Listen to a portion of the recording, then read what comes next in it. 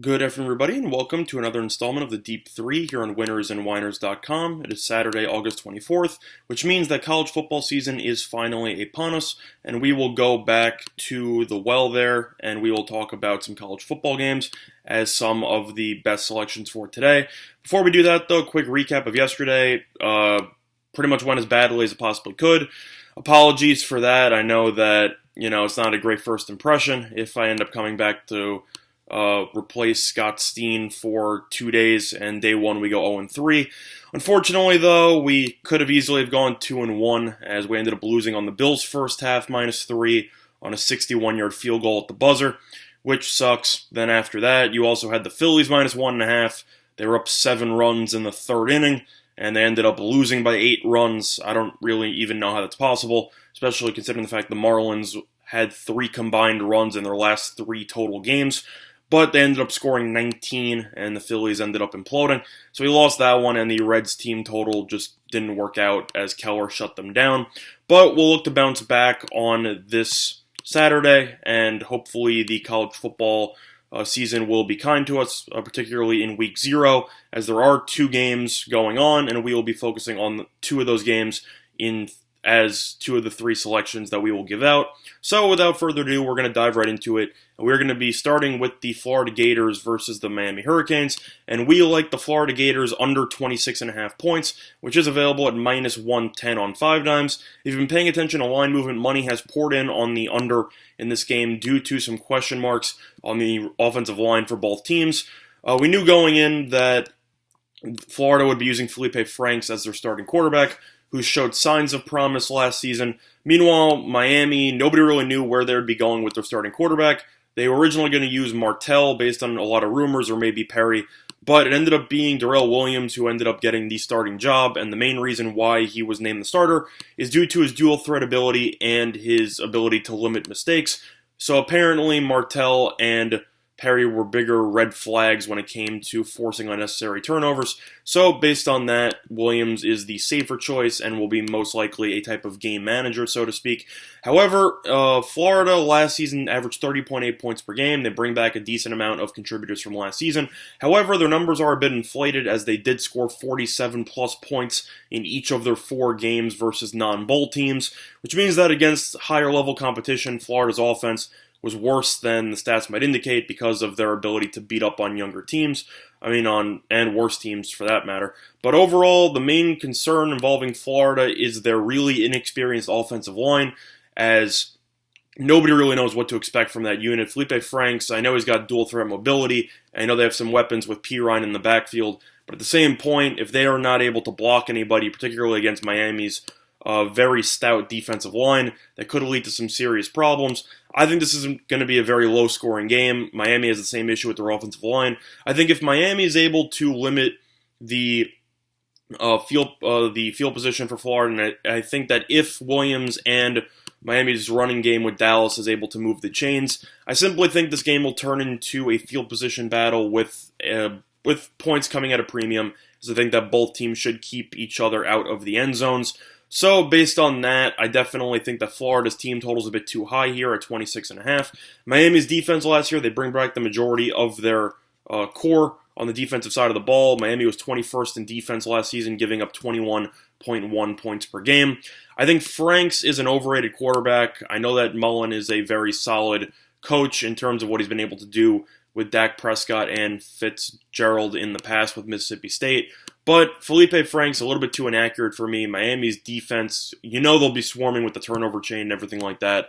And I definitely think that money's also coming on Miami in this game, so people think that Miami will keep it closer. I think this game will be very close. It's an in-state rivalry. It's going to be in a neutral in Orlando. I think that you should see a very low-scoring and very tight game. I think this game's going to end somewhere in the realm of 21-17, and I simply think that 26.5 is a little bit too high for me.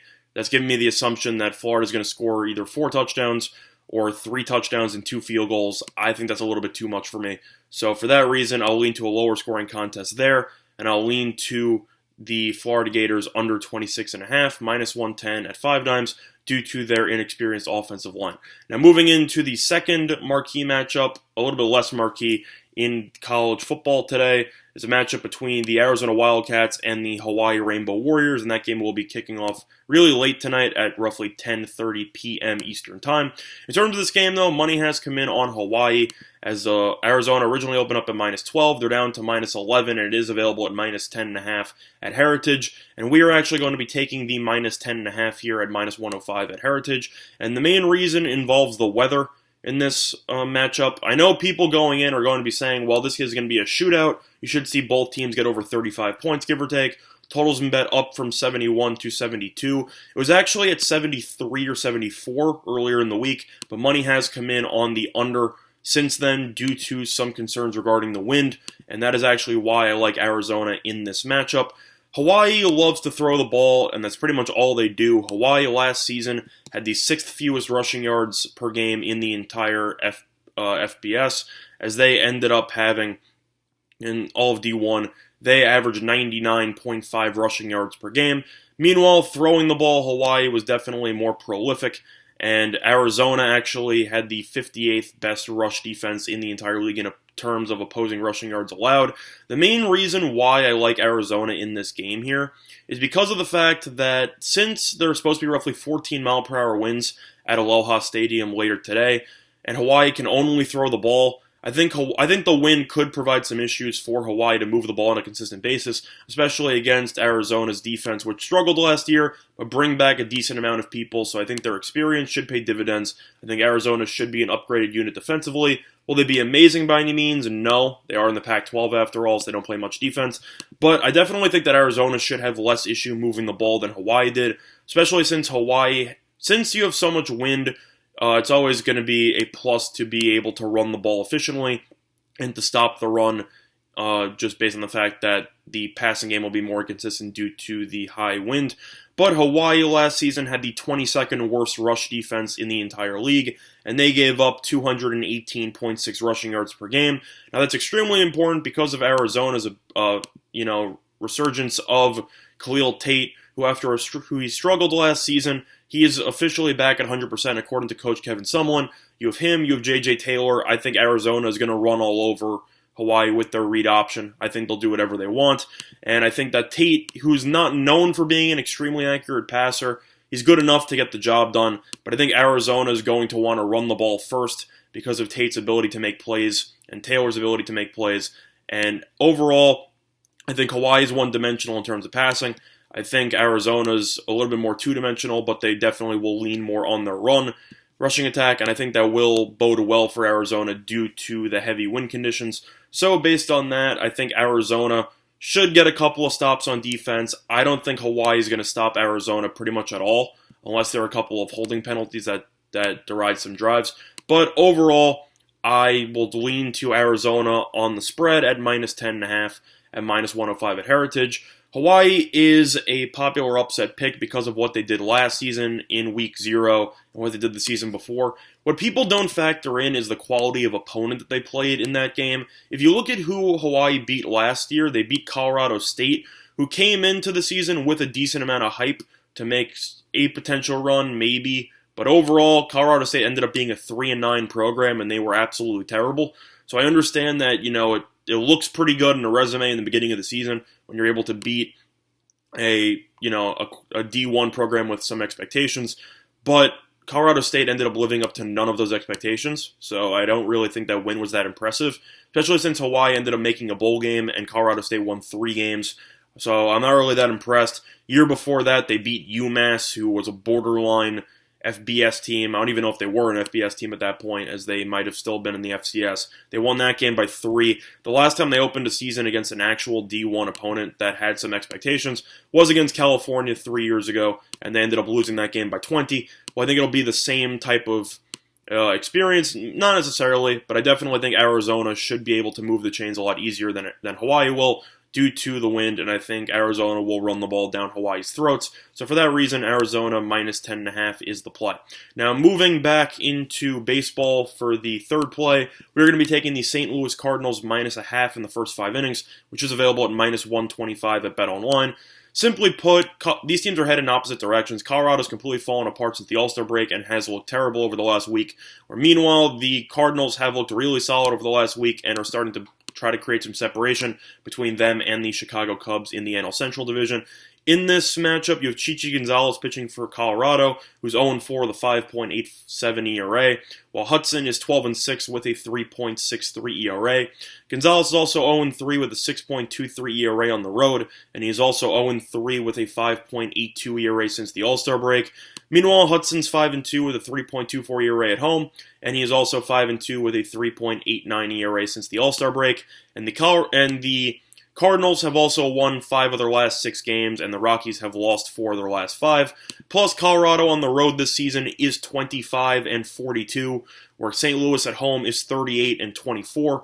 Simply put, I just don't trust the Rockies at all in this game. They've looked pretty abysmal so far on this road trip, and I just don't like them in this spot.